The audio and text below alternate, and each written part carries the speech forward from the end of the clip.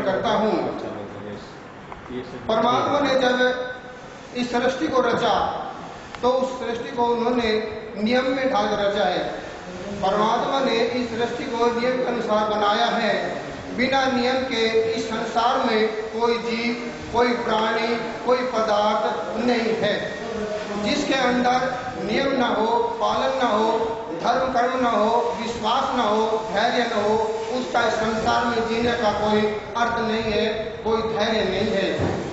हम आज उस परमपिता परमेश्वर के बनाए गए द्वारा, जैसे आकाश, पृथ्वी, चंद्रमा, सूर्य, तारे हैं, ये परमपिता परमेश्वर ने बनाए गए।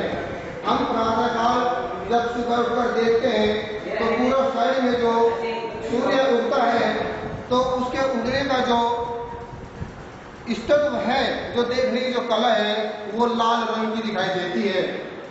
परमात्मा का नियम है कि सुबह के लिए जब तक ये सृष्टि रहेगी और जब से है तब तक वो सुबह के प्रातः काल में लाल दिखाई देगा।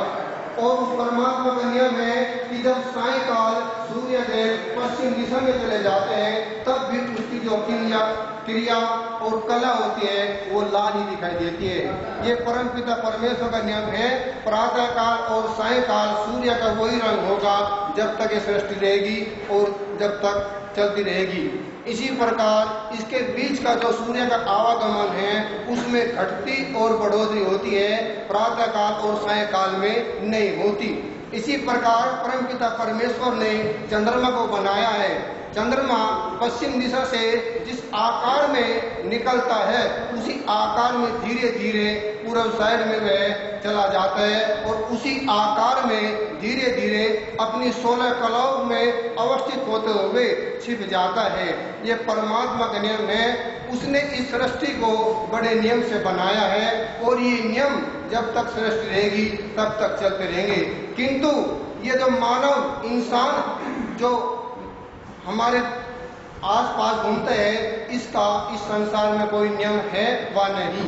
यही तो हमें देखना है, सोचना है, समझना है कि हम देखते हुए, जानते हुए, समझते हुए भी नियमों का पालन नहीं करते। बाकी इस इंसान से अलावा जितने भी जीव हैं सभी अपने नियम में हैं, वे अपने कर्तव्य का पालन कर रहे हैं। एक इंसान अपने कर्तव्य का पालन नहीं करता। क्यों?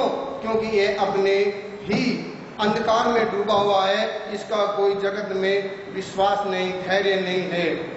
इसे अपने नियमों में आने के लिए गुरुजनों का, आचार्यों का, माता पिताओं का सहयोग लेना होगा, तभी अपने नियम के अनुसार चलेगा। ईश्वर ने इसी मनुष्य को बनाया था कि तुम संसार में जाकर अपने जीवन कलाओं से इस संसार को महान बनाओ, समाज को महान बनाओ, अपने देश को महान बनाओ। यही तुम्हारे कर्तव्य का पालन है।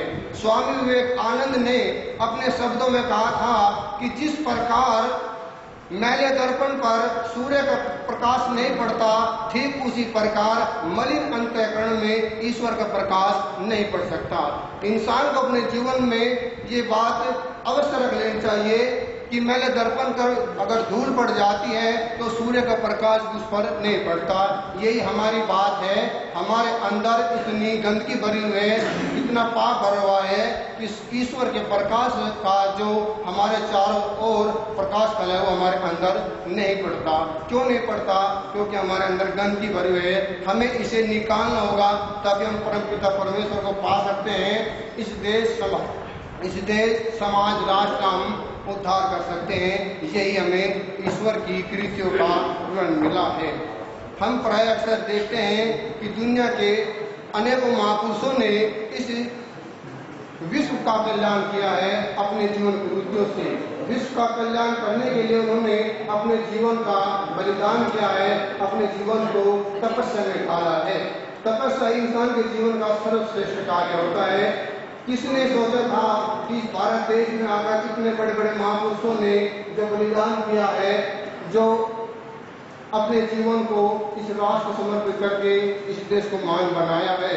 क्या भगत सिंह के माता पिता जानते थे कि हमारा बेटा आगे चलकर देश के लिए इतिहास बनाएगा?